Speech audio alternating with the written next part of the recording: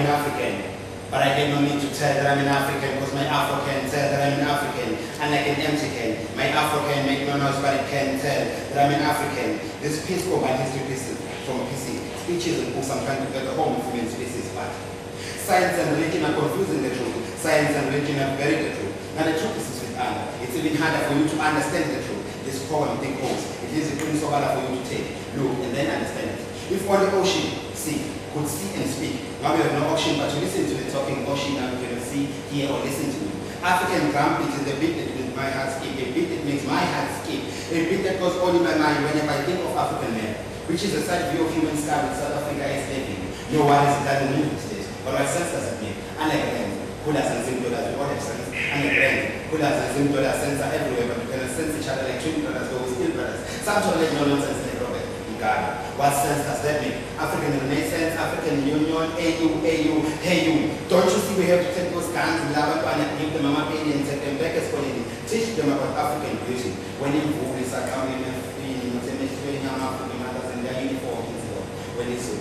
Satuma, now when it's Zambia, so said, next thing here, a brother just died. I said, I feel, hey, and then Africa is united tonight, forever and ever. Amen. Amen. This poem goes. It gives a place for you to take, look, and then understand it. If only ocean, sea, could see and speak, the rest is only mind to figure. That's why they call me figure, like that one. Welcome to our very first episode of our show where we just speak the word. We just let poets speak their mind. We give the stage to the poet. And tonight, in our very first episode, it's an honor to open for much talented poets. And our first guest for tonight is Ucho. He will give you a lot of poems, you know. So please welcome to stage Ucho.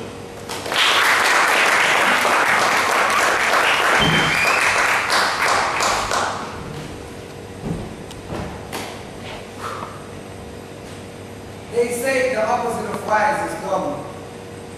But there is a relationship between wise and dumb.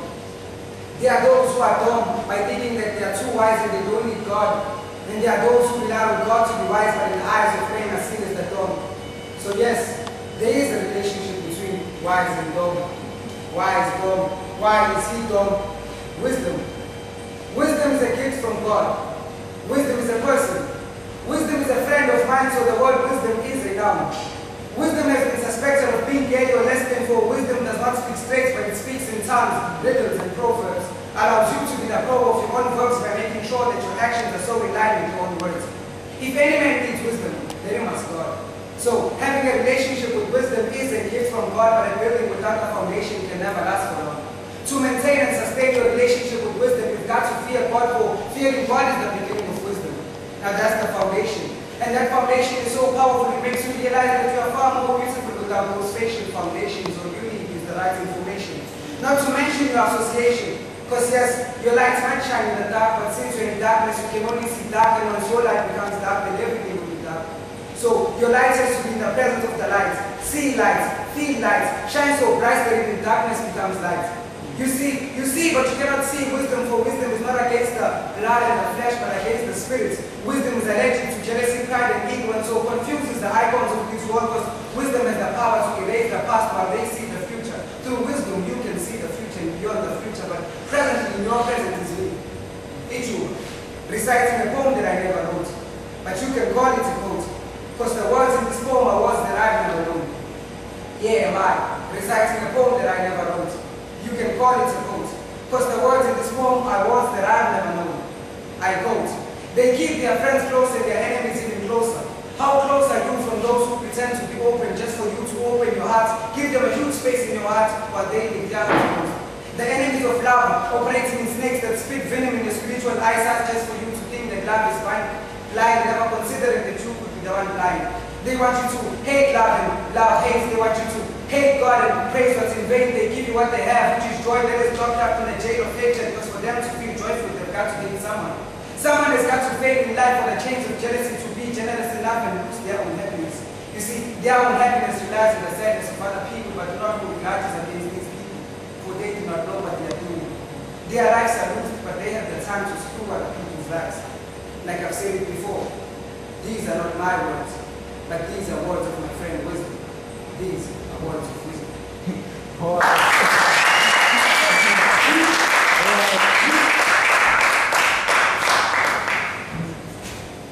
It's a very fast episode, and I promise you only the best. It's only the best in words. So I give you my word and I keep it. That's how I'm like. And I'm gonna welcome on stage now Uham. This guy, he has worked with so many poets. I respect him. No man, don't let him just say it all. Let a man come on stage. Hamza, please come on stage.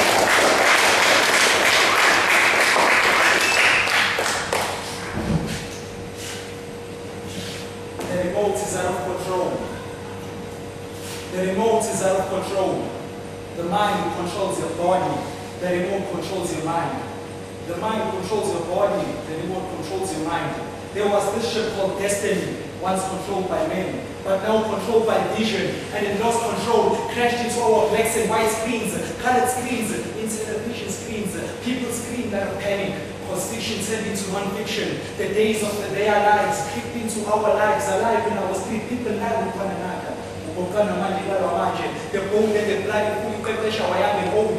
Then just take a cruise down the streets and see a black version of Brook and Dawn, Rich and Brook, Eric and Brook, Brook and more Brook until I was close to family and she had. But before she's a sister's role model, come to sisters men, maybe that's the number. This is a Forester's creation. Television became our vision. Television became our vision. Garbage in, garbage out, garbage in, garbage out, garbage in, garbage out. Well, that's what they say. And the result is what you see on the streets. Romance in every street corner, even in front of our Dala masses. Is me, but truly never lost to go to. The remote is out of control. It's too late to change the channel because it's playing live in our streets. The remote is out of control. Thank you.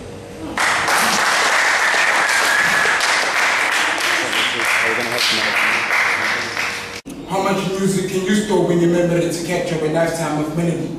The tone of her voice spoke to me. I could see the notes vividly. Silently I answered, but uttered nothing verbally. A lifetime seemed forever to me. I imagined every minute in infinite instruments playing a tune, extending my rhythm, dancing with my feeling, exciting my inner being. She was jazz. Mature, smooth, and carried herself with class. I knew I wasn't ready, but I couldn't let the chance pass. Gathered every ounce of bravery I had, because I felt I at least had to request. I mean, it doesn't hurt to ask.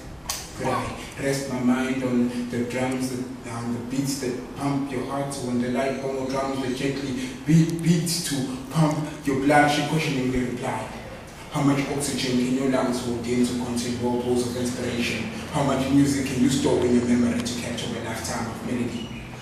See, she was rude and violent, so most wouldn't dare. If lacking the proper skill, would never attempt to spit game to her. She had no fear, so you could never give her a scare. If you tried, she'd turn around and give you a mean kick in the snare. Courageous MCs tried their luck with pickup rhymes, but all she did was kick and punch their lines. She was hip-hop, sexy, jiggy, and still maintained consciousness and spoken deep thoughts. My love for her was padlocked, but I feared I wasn't flexing enough and coming off the top, so I asked her to ride me around and touch the corners of my heart and mind. She asked, how much oxygen can your lungs hold in to contain whirlpools of inspiration? How much music can you store in your memory to capture a lifetime of melody?